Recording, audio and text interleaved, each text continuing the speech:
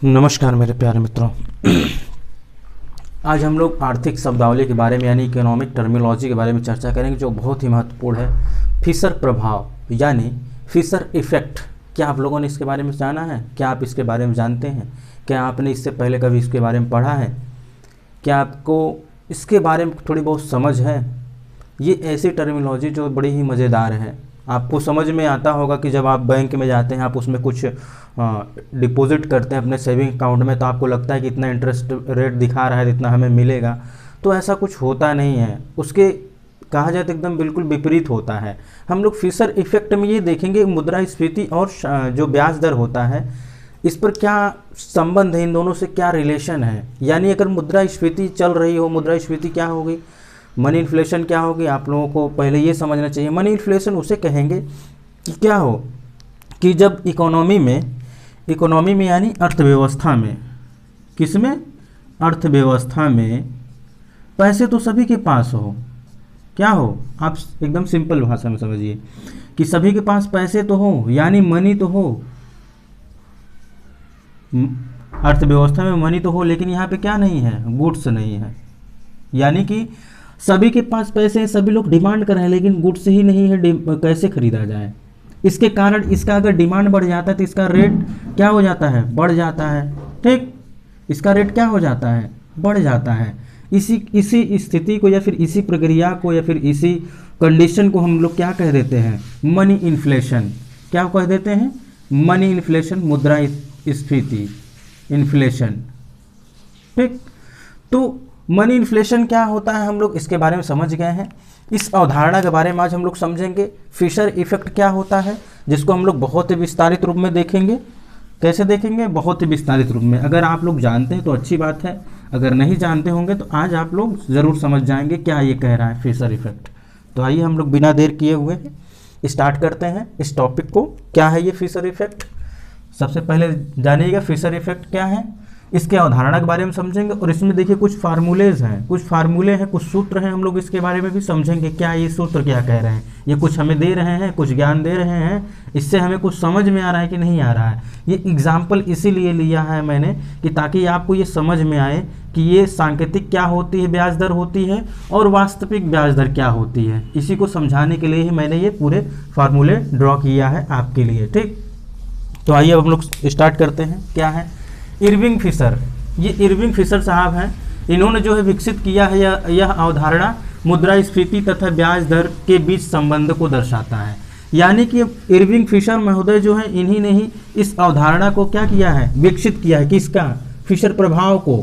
और ये ऐसी अवधारणा है जो मुद्रास्फीति और ब्याज दर के बीच क्या दिखाती है, मुद्रास्फीति और ब्याज दर के बीच संबंध दिखाती है। इन दोनों के बीच रिश्ते के बारे में बताती है। इन दोनों का रिश्ता क्या कहलाएगा, ब्याज दर। यानी मुद्रास्फीति और ब्याज दर के बीच क्या कह रहा है ये इफेक्ट जो है, ये इन दोनों का संबंध बता रहा है कि इन दोनों क्या है, एक दूसरे के मित्र हैं कि दुश्मन है, क्या है।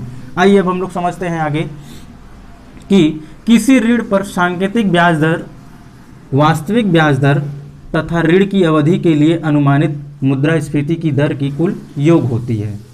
क्या होती है कि अगर किसी ऋण पर, मान लीजिए कोई ऋण है, मान लेते हैं हम लोग ये ऋण है, ठीक, इस पर जो होगी वो सांकेतिक ब्याज दर, यानी इसको हम लोग कैपिटल आर से अगर डिनोट कर देते हैं और ये स्मॉल आर से कर देते हैं कि जो वास्तविक ब्याज दर होगी, इन दोनों का योग ही मिलकर के क्या कहलाएगा, ऋण कहलाएगा। ठीक, अब आइए अब हम लोग समझते हैं इसके आगे फार्मूले को देख लेते हैं। फार्मूले के रूप में देखिए मैंने लिखा है capital R equal small R plus F. इसमें क्या है, कैपिटल आर क्या है, सांकेतिक ब्याज दर है, स्मॉल आर क्या है, वास्तविक ब्याज दर है। आप बस को सिंपल सुनते जाइए। अभी जब इसके आगे हम लोग जब बढ़ेंगे तो इस वास्तविक ब्याज दर, सांकेतिक ब्याज दर, ये सारे क्लियर हो जाएंगे।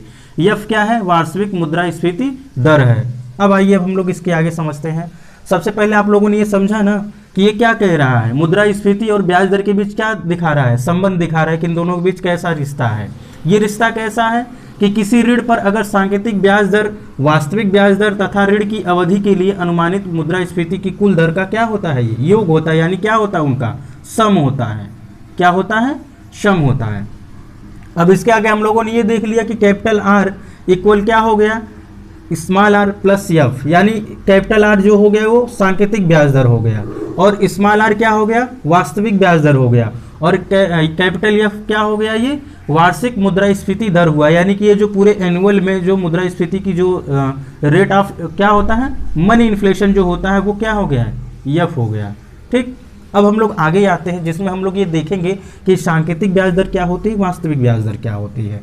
यह अवधारणा मुद्रास्फीति एवं सांकेतिक ब्याज दर के बीच एक प्रत्यक्ष संबंध को व्यक्त करता है। यानी इन दोनों का ऐसा संबंध है, ये सभी को क्या है, पता है, डायरेक्टली इन दोनों के बीच रिश्ता है, ऐसा नहीं कोई इनडायरेक्ट इनके बीच रिश्ता है। किसके किसके, मुद्रास्फीति यानी मनी इन्फ्लेशन और ये जो सांकेतिक ब्याज दर है, इन दोनों के मध्य क्या, कैसा है रिश्ता, कैसा रिश्ता है, सांकेतिक ब्याज दर, सांकेतिक ब्याज दर और मुद्रास्फीति के मध्य, इन दोनों के मध्य जो रिश्ते हैं ये प्रत्यक्ष रूप से यानी डायरेक्ट क्या है, डायरेक्ट क्या है, व्यक्त करते हैं कि हाँ हमारा इनसे रिश्ता है, ये कह रहा है, ये इनसे कहता है, ये इनसे कहता है। तो इसके आगे क्या हो रहा है, इस प्रभाव को बैंक की जमाओं पर देखा जा सकता है। यानी इन दोनों का जो रिश्ता है, इन दोनों के रिश्ते के प्रभाव हम लोग बैंकों में देखते हैं। कैसे देखेंगे कि जमाओं पर बैंक जो ब्याज देता है उसे सांकेतिक ब्याज दर कहते हैं। यानी इन दोनों के रिश्ते के कारण जो बैंक में प्रभाव पड़ रहा है, अब बैंक क्या कर रही है कि जो उनके यहाँ जमा होता है उन पर जो ब्याज दे रही है उसी को बोलते हैं सांकेतिक ब्याज दर। यानी आप गए बैंक में डिपॉजिट करने के लिए, मान लीजिए आप गए 50,000 डिपॉजिट कर दिए, अब इस पर जो रेट ऑफ इंटरेस्ट देगी बैंक देगी वही क्या कहलाएगी, सांकेतिक ब्याज दर कहलाएगी। अब आप इतना समझ रहे होंगे, ठीक। लेकिन जमाकर्ता को इस ब्याज की वास्तविक प्राप्ति नहीं होती। ठीक, वास्तविक प्राप्ति का मतलब ये नहीं होता कि इसे मान लीजिए उसने कह दिया कि हम 5% देंगे, इसका मतलब ये नहीं है कि उसे 5% ही दे देगी। आप गए वहाँ पे डिपॉजिट किए 50,000 और आपको लगा कि यहाँ पर तो रेट ऑफ इंटरेस्ट लिखा है 5% की हमें मिलेगा, लेकिन ये 5% नहीं मिलता है। आगे हम लोग समझते हैं क्या है, प्राप्ति नहीं होती, उसे वास्तविक ब्याज दर की प्राप्ति होती है। यानी कि यहाँ पे जो सांकेतिक ब्याज दर कहा गया है, आपको दिया गया है, बैंक में आप गए पैसा जमा किए, कहें कि यहाँ पे इतना इतना % हमें मिल रहा है और आप जमा भी कर दिए, बहुत खुशी कर दिए, आपको लगा कि हमें 5 नहीं यहाँ पे 10 लिखा जाए तो ज़्यादा मज़ा आएगा, तो 10% हमें मिल जाएगा, आप तो बहुत खुश हो गए, वाह वाह मज़ा आ गया अब तो। लेकिन अब क्या हो रहा है, लेकिन समस्या ये आ रही है, ये सांकेतिक ब्याज दर पे आपको नहीं वो मिलेगा, रिटर्न मिलेगा। ठीक, ये आपको रेट ऑफ इंटरेस्ट नहीं मिलेगा, ये तो सांकेतिक ब्याज दर है। आपको क्या मिलेगा, वास्तविक मिलेगा। वास्तविक का मतलब क्या होगा कि जो आपको प्राप्त होगा, जो रियल होगा। ठीक, अब रियल हम लोग कैसे निकालेंगे, उसके लिए भी आइए हम लोग आगे चलते हैं। ठीक, अगर मान लीजिए एग्जाम्पल है, अगर मान लीजिए सांकेतिक ब्याज दर 8% हो, सांकेतिक ब्याज दर जो आप अभी गए थे, मान लीजिए ये क्या है 8% है। ठीक, और उस समय मुद्रास्फीति की दर 5% है। मुद्रास्फीति की दर क्या है 5% यानी 5% है, तो वास्तविक ब्याज दर मात्र 3% होगी। यानी इन दोनों को जब हम डिफरेंस इन दोनों का निकाल लेते हैं तभी जाके हमें वास्तविक ब्याज दर प्राप्त होती है। यहाँ पे आप देख सकते हैं कि फार्मूले के माध्यम से आपको समझाने का प्रयास किया गया है कि कैपिटल आर इक्वल क्या हो गया, small R plus capital F हो गया। ये जो है ये मुद्रास्फीति की दर हो गई, क्या हो गई, ये मुद्रास्फीति की दर हो गई। कौन, कैपिटल एफ जो है ये मुद्रास्फीति की क्या है, मुद्रास्फीति की दर हो गई। और यहां पे जो स्मॉल आर है यही है आपका वास्तविक ब्याज दर, ये क्या है वास्तविक ब्याज दर, और कैपिटल आर क्या है सांकेतिक ब्याज दर है, ये सांकेतिक ब्याज दर है। आप इसको अवश्य समझिएगा, क्योंकि अगर आप बैंक की भी तैयारी कर रहे होंगे उसमें भी ये इंपॉर्टेंट है। अगर आप हाई लेवल की तैयारी कर रहे हो या फिर कहा जाए यूपीएससी की अगर आप तैयारी कर रहे हो या किसी स्टेट सिविल सर्विसेज की तैयारी कर रहे हो तो कभी कभी टर्मिनोलॉजी से ही संबंधित ये प्रश्न पूछ लिए जाते हैं। तो आप इसको थोड़ा सा ध्यान से समझिएगा कि क्या है, एफ से क्या यहाँ पे डिनोट किया गया है मुद्रास्फीति, स्मॉल आर से क्या डिनोट किया गया है वास्तविक ब्याज दर, कैपिटल आर से क्या डिनोट किया गया है या दर्शाया गया है तो सांकेतिक ब्याज दर। तो यहाँ पे क्या प्रश्न फार्मूला बन जाएगा, सांकेतिक ब्याज दर बराबर वास्तविक ब्याज दर प्लस मुद्रास्फीति की दर यानी वार्षिक मुद्रास्फीति की दर। तो हमारे यहाँ जो सांकेतिक था वो तो 8% था और हमें जो है हमें जो है स्मॉल आर निकालना था, यानी कि वास्तविक ब्याज दर निकालना था, और मुद्रास्फीति की दर कितनी थी, 5% थी। तो अब हम लोग क्या करेंगे, 8 में से 5 को सब्ट्रैक्ट किए यानी घटा दिए, तो आर इक्वल क्या मिल गया, 3%, यानी आपको यहाँ पे 8% के बजाय कितना मिलेगा, 3% मिलेगा। ठीक, अब आप लोग समझे कि यहाँ पर मुद्रास्फीति और सांकेतिक ब्याज दर जो है इन दोनों के मध्य के रिश्ते के आधार पर ही यहाँ पर वास्तविक ब्याज दर आपको प्राप्त हो रहे हैं। तो फिशर इफेक्ट क्या हो गया, फिशर इफेक्ट क्या हो गया, सबसे पहला तो इसमें यह समझिए कि किसके द्वारा विकसित किया गया है, तो इरविंग फिशर महोदय द्वारा यह विकसित किया गया है। ये अवधारणा क्या कहलाती है, मुद्रास्फीति तथा ब्याज दर के बीच के संबंध को दिखाती है।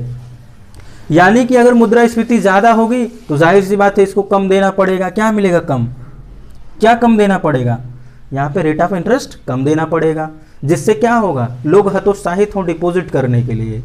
ठीक, यहाँ पे सारी चीजें क्या है, एकदम बेहतरीन तरीके से मैंने यहाँ पे ड्रॉ कर दिया है। और इसमें जो महत्वपूर्ण जो चीजें हैं, पहले तो इरविन साहब का नाम याद रखिएगा, ये क्या है, फिर उसके बाद क्या होता है, सांकेतिक ब्याज दर क्या होता है, वास्तविक ब्याज दर क्या होता है, ठीक, और मुद्रास्फीति की जो दर होती है ये कैसे निकाली जाती है। आप इसी फार्मूले से दोनों निकाल सकते हैं। मान लीजिए अब यहाँ पर हमें जो है मुद्रास्फीति की दर निकालनी हो गई तो कैसे निकालेंगे, तो हम क्या कर सकते हैं, यहाँ पे अगर हम स्मॉल आर का वैल्यू अगर हम 3 पुट कर देते हैं और हम सोचे कि ये मुद्रास्फीति की दर निकालना हो गया, तो भी क्या हो जाएगा, या फिर इक्वल क्या हो जाएगा, 5 ही आ जाएगा। यानी वार्षिक मुद्रास्फीति की दर क्या हो जाएगी, फिर 5 हो जाएगी। अगर यहाँ से हम चाहें कैपिटल आर का वैल्यू निकालना चाहें तो इसको भी निकाल सकते हैं। एफ का वैल्यू हम क्या रख देते हैं, कोई भी रख सकते हैं, समझने के लिए हम रख दिए 8। तो कैपिटल आर यानी कि सांकेतिक ब्याज दर क्या हो जाएगी, 11% हो जाएगी। तो आप ऐसे क्या कर सकते हैं, ये ऐसा फार्मूला है, आपको इसमें से जितने भी तीनों में से अगर किसी एक का वैल्यू निकालना है तो आप आसानी से निकाल पाएंगे। और आप इस एग्जाम्पल को अवश्य लिखिएगा जो मैंने आपको समझाने के लिए लिखा है। ठीक, तो मित्रों आज के लिए बस इतना ही। और आप ये भी जानिए कि आपके ही इस चैनल पर आर्थिक शब्दावली से संबंधित लगभग 82 यानी आज ये वीडियो हो जाएगा तो लगभग 83 वीडियोज़ आपको मिले हुए हैं। आप उन्हें अवश्य देखिए, इससे ये बेनिफिट आपको मिलेगा कि अगर आप इकोनॉमिक्स पढ़ रहे हैं तो कई बार ऐसी होती है, ये आर्थिक शब्दावलियाँ ही हमें उलझा देती हैं। आप इकोनॉमिक सर्वे पढ़ रहे हैं, आर्थिक सर्वेक्षण पढ़ रहे हैं, तो ये शब्दावलियाँ क्या करती हैं, हमें उलझाए रखती हैं। आप अगर बजट पढ़ रहे हो तो उसमें भी कई सारी ऐसी शब्दावलियाँ आती हैं जो आपको समझ में नहीं आती, तो उसमें मैक्सिमम क्या अधिकतर मैंने जो है शब्दावलियों को कवर कर दिया है। और जो भी छूटा रहेगा, जो करंट में आएगा, उसको मैं समय समय पे हमेशा अपडेट करता रहूँगा। तो मित्रों आज के लिए बस इतना ही, हम लोग मिलते हैं नेक्स्ट वीडियो में, तब तक के लिए नमस्कार।